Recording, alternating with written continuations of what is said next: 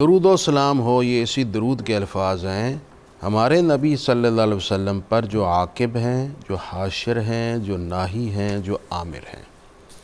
عاقب کا معنی ہے لیس بعدہ نبی، وہ نبی جن کے بعد کوئی اور نبی نہ۔ سبحان اللہ۔ آقا کریم علیہ السلام کو عاقب، خود حضور نے فرمایا انا العاقب، میں عاقب ہوں۔ آپ نے فرمایا انا الحاشر، میں حاشر ہوں۔ حاشر کون ہوتا ہے؟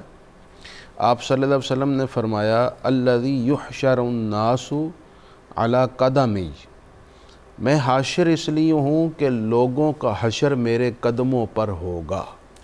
اس کا مطلب یہ ہے کہ آپ صلی اللہ علیہ وآلہ وسلم جب دوسرا سور پھونکا جائے گا تو سب سے پہلے اپنی قبر منور سے باہر تشریف لائیں گے، اور خود آپ صلی اللہ علیہ وآلہ وسلم نے فرمایا کہ میرے دائیں طرف ابو بکر ہوں گے، بائیں طرف عمر ہوں گے۔ سبحان اللہ۔ ترمذی کی ایک روایت یوں ہے کہ ایک دفعہ حضور مسجد میں داخل ہوئے تو آپ کے دائیں طرف ابو بکر تھے، بائیں طرف حضرت عمر تھے۔ حضور نے دونوں کا ہاتھ پکڑ لیا اور ارشاد فرمایا جب حشر قائم ہوگا تو ہم اس طرح آ رہے ہوں گے۔ سبحان اللہ، سبحان اللہ، سبحان اچھا، اللہ۔ جب آپ میدان معاشر میں تشریف لائیں گے، کیونکہ آپ حاشر ہیں، اس کی کیفیت بھی خود احادیث میں آپ صلی اللہ علیہ وسلم نے بیان فرمائی۔ آپ نے ارشاد فرمایا کہ 70,000 فرشتے ہمیں اپنے جرمٹ میں لے لیں گے۔ واہ۔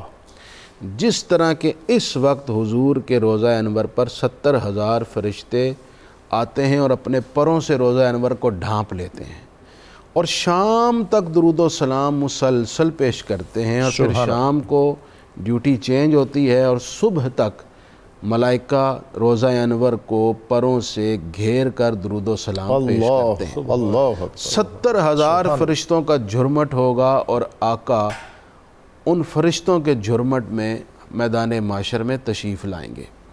ایک حدیث پاک میں یوں ہے، آپ صلی اللہ علیہ وسلم نے فرمایا میرے نواسے حسن و حسین میری اونٹنی عدبا پر بیٹھے ہوں گے۔ سبحان اللہ۔ حضرت بلال حبشی جنت کی اونٹنی پر بیٹھے ہوں گے اور میں براق پر سوار ہوں گا، میرے دائیں بائیں ابو بکر و عمر ہوں گے اور ہم میدان معاشر میں آئیں گے۔ سبحان اللہ۔ اور اس کے بعد دیگر انبیاء اکرام اور امتیں پیش کی جائیں گی۔ ایک حدیث پاک میں یوں ہے کہ آپ صلی اللہ علیہ وآلہ وسلم نے فرمایا کہ جب میں اپنے روضہ انور سے تشریف لاؤں گا تو پھر میں ابو بکر و عمر کو لے کر جنت البقیع آؤں گا اور اہل بقیع کو اٹھاؤں گا۔ سبحان اللہ، سبحان۔ جب تمام مقربین رسول اہل بقیع اکٹھے ہو جائیں گے پھر حضور وہاں سے مکہ کی جانب جانا شروع کر دیں گے کہ ہم اہل مکہ کو اٹھائیں۔ سبحان ابھی آپ کچھ راستہ طے کریں گے تو جن کو لینے جا رہے تھے وہ خود پہنچ جائیں گی۔ واہ۔ وہ کون ہوں گی؟ ام المومنین سبحان اللہ۔ حضرت سیدہ خدیجہ الکبریٰ سلام اللہ علیہا۔ سبحان اللہ۔ پھر حضور ان سب کو لے کر بڑی شان و شوکت کے ساتھ اور خدا کی عزت و جلال کے عطا کے ساتھ میدان معاشر میں تشریف لائیں گے۔ یہ آپ نے سارے منظر کی طرف اشارہ کیا اور فرمایا انا الحاشر، میں حاشر ہوں، یعنی پہلے میں آؤں گا، میرے بعد پھر سارے انبیاء اور ان کی امتیں اور سب امتیں محشر میں جمع ہوں گی۔ فرمایا آمر، کہ حضور صلی اللہ علیہ وسلم آمر ہیں، یعنی آپ کا حکم نافذ ہوتا ہے۔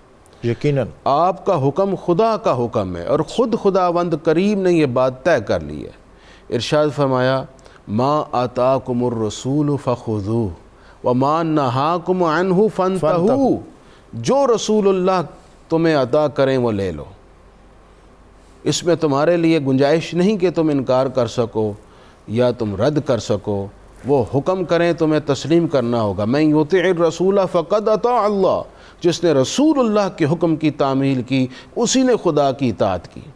تو رسول اللہ کا حکم نافذ ہے، آپ کا کہا واجب التعمیل ہے، اور آپ صلی اللہ علیہ وسلم کا کہا ہوا خدا کا قانون بنتا ہے، شریعت بنتی ہے۔ آپ اگر کہہ دیں کہ اس ایک کی گواہی 2 کے برابر ہے تو وہ 2 کے برابر ہوگی۔